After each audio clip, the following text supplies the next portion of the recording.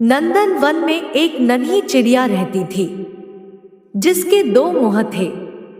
दो मुंह होने के कारण वह चिड़िया दूसरे पक्षियों से बिल्कुल विचित्र दिखती थी। वह चिड़िया एक बरगद के पेड़ पर घोंसला बनाकर रहती थी।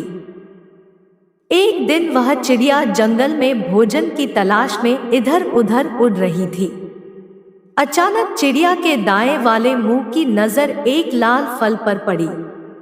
देखते ही उसके मुंह में पानी आ गया और वह तेजी से वो लाल फल खाने को आगे बढ़ी। अब चिड़िया का दायां मुंह बड़े स्वाद से वो फल खा रहा था। बायां मुंह बेचारा बार बार दाएं मुंह की तरफ देख रहा था कि ये मुझे भी खाने को दे, लेकिन दायां वाला चुपचाप मस्ती से फल खाए जा रहा था।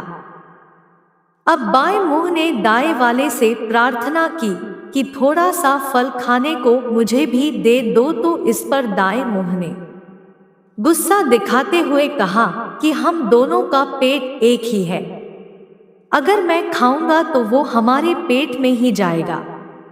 लेकिन उसने बाएं वाले को कुछ खाने को नहीं दिया। अगले दिन चिड़िया फिर से जंगल में खाने की तलाश में उड़ रही थी। तभी बाएं मुंह की नजर एक अद्भुत फल पर पड़ी जो बहुत चमकीला था। वह तेजी से उस फल की तरफ लपका।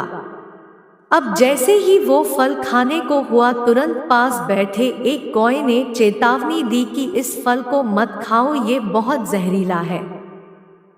ये सुनकर दायां मुंह भी चौंका और बाएं से प्रार्थना की इस फल को मत खाओ, ये हमारे लिए बहुत खतरनाक साबित होगा। लेकिन बाएं मुंह को तो दाएं से बदला लेना था।